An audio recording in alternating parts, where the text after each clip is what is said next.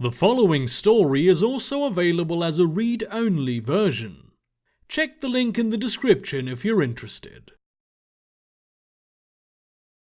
There had never been much of a point to the idea of building the flood wall in the first place. Yes, the tide was rising, but why erect this magnificent structure all along the coastline? Why not focus on the urban centres? Were the vineyards, golf courses and parks so much more important than the lives of people in other parts of the country? Had the aristocrats of the West Coast truly been so callous as to build this massive dam where it protected nobody, instead of helping those who couldn't afford any protection at all?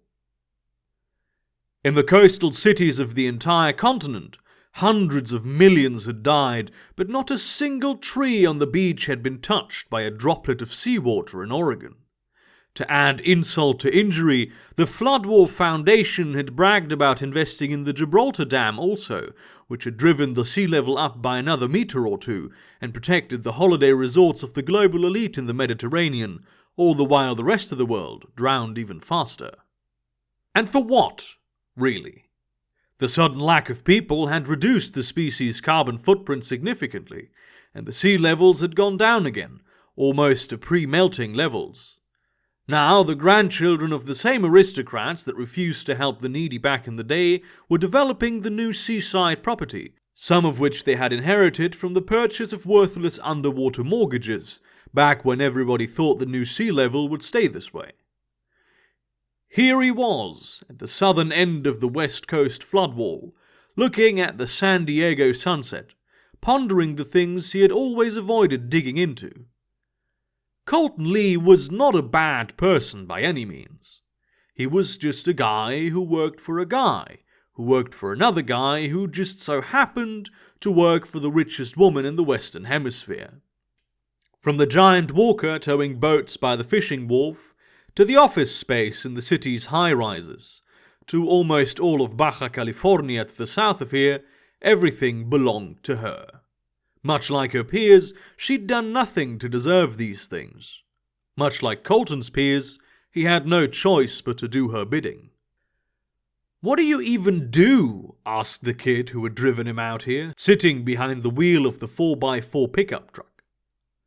"I assess land value and give recommendations as to how much money should be offered to make the most efficient purchase," Colton answered. There was no reason to lie to the boy. "So why are you here then, and not out there, looking at the land you're supposed to assess the price of?" "Because I'm not an adventurer, and I'd like to hold on to my life for a little while longer. The people down there know what's going on, and they don't like being staked out. If our offer surpasses whatever the Mexican government has assessed the value of the land owned by their citizens to be by 25%, they will use eminent domain to seize it and sell it to us, no questions asked," Colton explained. "They're in too much debt not to do it." "Are you sure your boss can afford that?" the kid inquired. Colton puffed. "It's pocket change for her." "So why doesn't she just pay some huge sum that's guaranteed to be enough?" "Because that would be a waste of money," said Colton, not without a smirk on his face. They listened to the waves slapping gently against the rocks in silence for a few minutes. "Why would someone even want to buy the entirety of Baja California?" the kid wanted to know. He was a nosy one. "The plan is to kick the population off her private property and turn it into a kingdom under the warm sun. Vancouver gets cold, and it's full of people." Colton leaned back onto the hood of the car.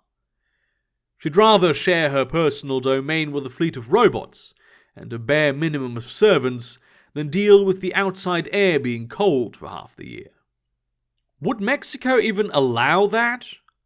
"She owns half the Mexican debt, which not only gives her political clout, but is also the beauty of the whole scheme.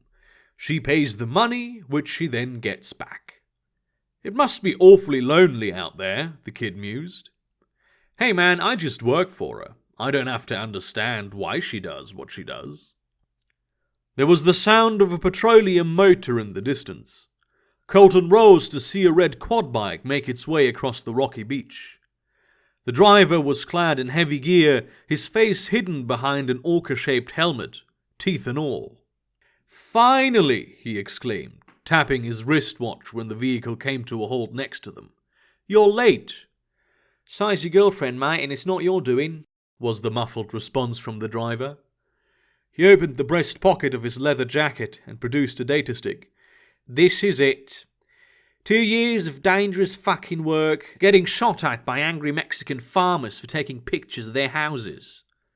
Colton accepted the device, a smile of happy anticipation on his face. "Thank you very much, my friend.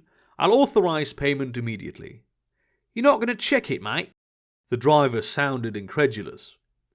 "I've worked with you and your team often enough to know the quality of your work. Consider this an advance of trust.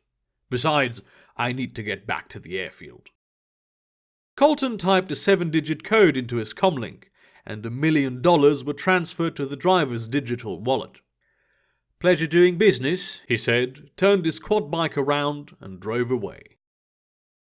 Half an hour later, Colton was rolling onto the tarmac of a private airport, an ultrasonic VTOL waiting for him. Men and women in dark business suits were standing by. Security goons, his welcoming committee. "Well, kid, this is where I leave. See that bald guy? He's the one who pays you." Colton pointed at the leader of the security team, who was approaching the driver's window. "Till next time."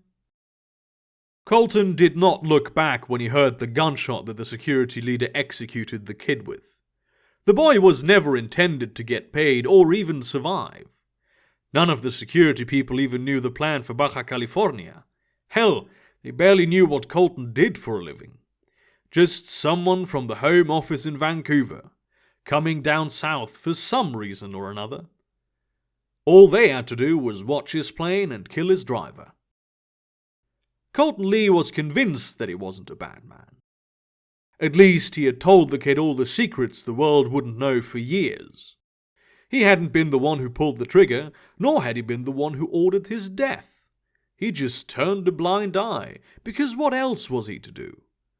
Much like Mexico, someone much wealthier than himself owned his debts, and one of the things he'd given up to repay them was his conscience.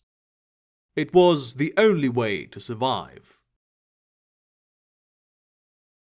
If you liked this story and would like to hear more, please do subscribe to the YouTube channel. A new short story is uploaded every Wednesday, and there will occasionally be another one in between if I find the time. Thank you very much for listening and have a great day.